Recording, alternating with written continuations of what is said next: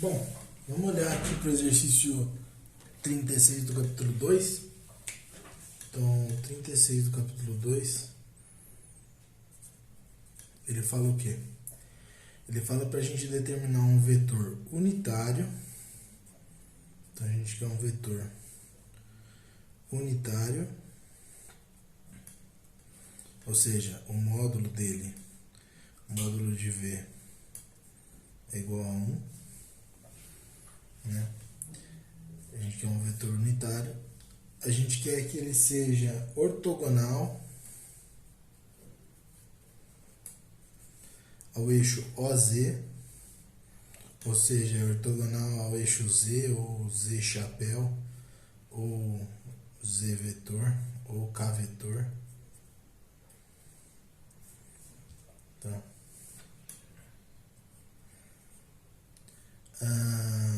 Então ele tem que ser ortogonal a um desses aqui, né?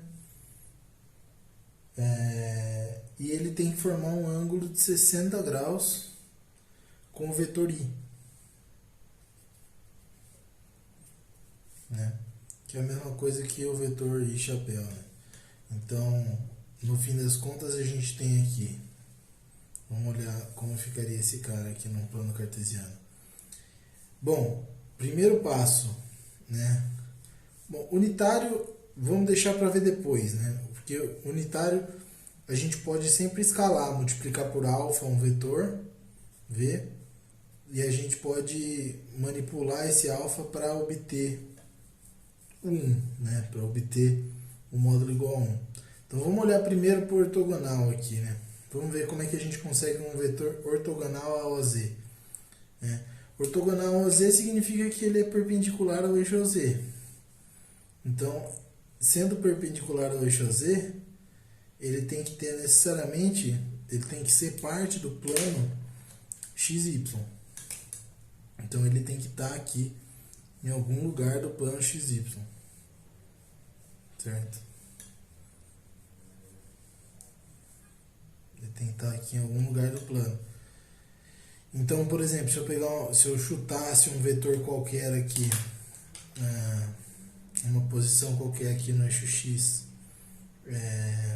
e uma posição X qualquer aqui, e uma posição Y qualquer aqui, então a gente tem que o vetor formado no plano aqui pelas coordenadas x, y, esse vetor no plano aqui, ele é um vetor U que é ortogonal ao eixo Z. Bom, então isso significa que a gente já descobriu uma coordenada do nosso vetor final, né? Então a gente sabe que o nosso vetor final, o vetor que a gente quer, ele tem alguma coisa em x, alguma coisa em y, mas a gente sabe que o z, o eixo z dele é zero, porque ele tem que estar ortogonal ao eixo z, né?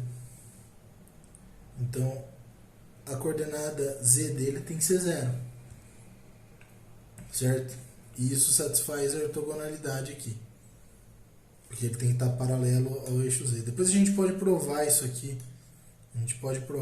Depois.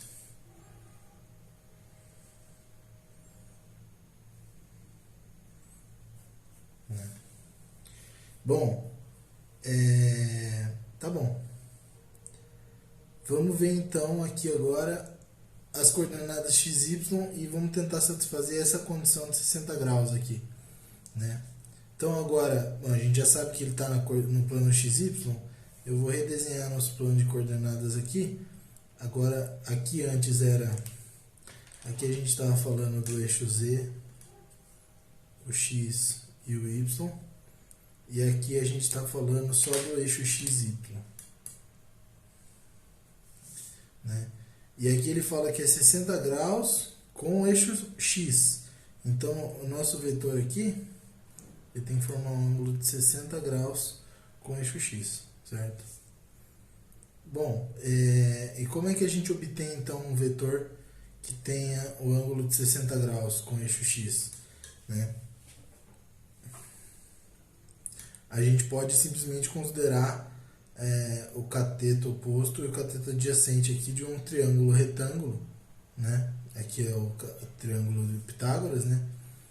Então, se isso aqui, a gente lembra sempre que quando você tem um ângulo, o cateto oposto ao ângulo, ele é o seno do ângulo.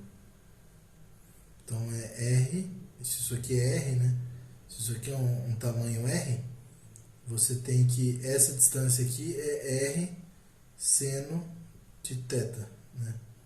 R vezes o seno do ângulo θ. E esse pedaço aqui de baixo é R vezes o cosseno do ângulo θ. É fácil você ver na roda trigonométrica que o eixo do cosseno é sempre esse e o eixo do seno é sempre esse, né? Então, o eixo do cosseno é esse aqui, certo? Então, aqui estão os valores do cosseno. É a mesma coisa, estão os valores do cosseno, né? Ah, mas por que multiplica por R? Porque aqui no círculo trigonométrico, o raio dessa circunferência é sempre 1, né? Então, quando o θ é 0, eu tenho 1. Quando o θ é 90, eu tenho 1 no seno e 0 no cosseno, né? Que é a projeção do ângulo aqui no Y e no Z. Nossa, mas olha só, peraí, o tamanho desse cara é sempre 1? A gente não queria um vetor que fosse tamanho 1? Então, se eu pegar esse vetor mesmo aqui, um vetor que esteja dentro desse círculo trigonométrico, basta eu pegar o valor do cosseno e o seno do ângulo de 60 graus. Então, R é 1 aqui. Então, beleza. Então, quais são os valores de x e y, então? O valor de x, então, tem que ser o cosseno do ângulo, cosseno de 60, e o valor do y tem que ser seno de 60, né? E eu não vou nem me incomodar em calcular isso aqui. Não vou nem me incomodar em calcular e vou colocar isso aqui direto na coordenada. O vetor que a gente está procurando, ele é quem? É um vetor que tem cosseno de 60 na posição x, seno de 60 na posição y e 0 na posição z. Certo? Tudo bem, vamos substituir aqui, lembrando da tabelinha do seno e cosseno. A gente sabe que o cosseno de 60 é meio e o seno de 60 é raiz de 3 sobre 2, né? Então a gente tem que o vetor v que a gente está procurando, ele tem tamanho, ele tem coordenada x meio, coordenada y raiz de 3 sobre 2 e coordenada z 0. Tá, será que ele é mesmo esse cara? Porque aqui a gente usou muito argumento de geometria, né? Vamos tentar ver, vamos tentar provar que esse cara é tudo aquilo que o exercício queria, né? Então, primeiro, o nosso vetor agora é o vetor 1 meio, raiz de 3 sobre 2, 0. Vamos ver se ele satisfaz as condições que o exercício pediu, né? A primeira condição é que ele tivesse tamanho único, né? Unitário. Significa que o módulo de V é igual a 1. Vamos ver se isso é verdade. Como é que calcula o módulo de V? O módulo de V é a raiz quadrada do x ao quadrado, que é 1 meio ao quadrado, mais y ao quadrado, que é a raiz de 3 sobre 2 ao quadrado, mais z ao quadrado, que é 0 ao quadrado. Então, esse aqui é o módulo de V. Né? Vamos ver se isso é verdade. Esse aqui dá a raiz de 1/4 mais a raiz o quadrado da raiz aqui fica 3 e o quadrado de baixo é 4 mais 0. Aqui a gente tem que 1/4 mais 3/4 junto 4 soma 1 com 3 dá 4/4, raiz de 4/4, que é igual a raiz de 1, que é igual a 1. Então, sim, é unitário.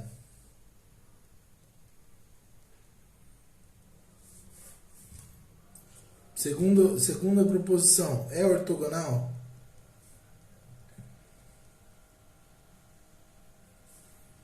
A OZ? Como que a gente sabe se ele é ortogonal ao OZ? Bom, quem que é o OZ?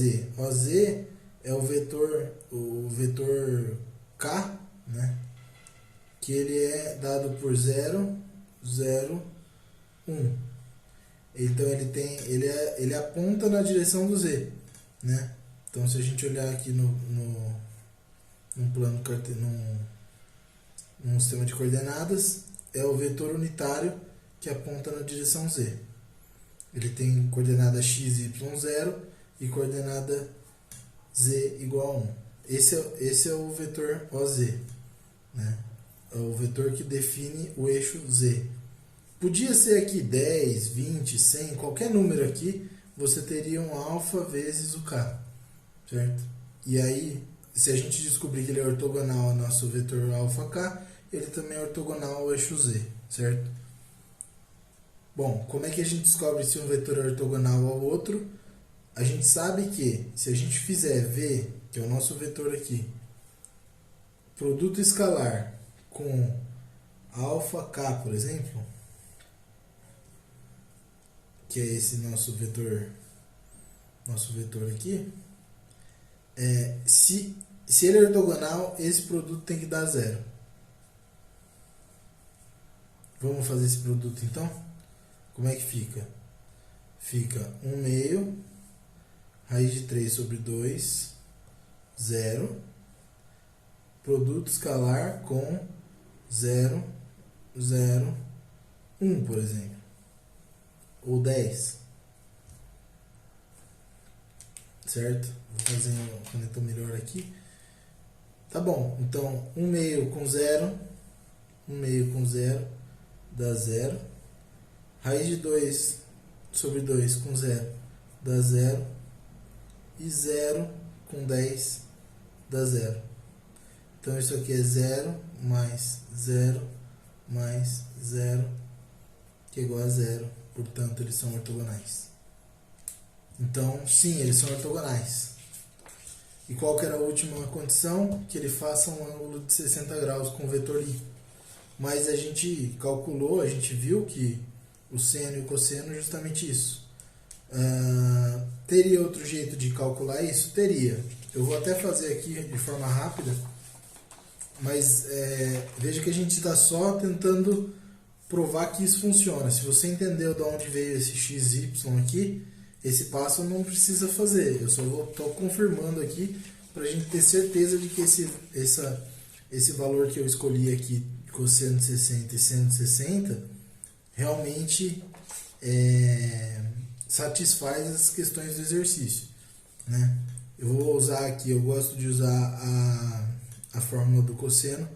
Então, o cosseno, o produto escalar entre um vetor V e outro vetor A, por exemplo, ele pode ser dado tanto dessa forma como a gente fez aqui, né, multiplicando cada um dos termos e somando depois, ou você pode ter ele também pela fórmula do cosseno, que é cosseno de θ vezes,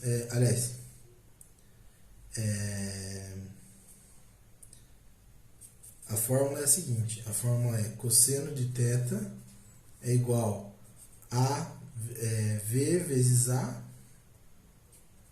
dividido pelo módulo de V vezes o módulo de A.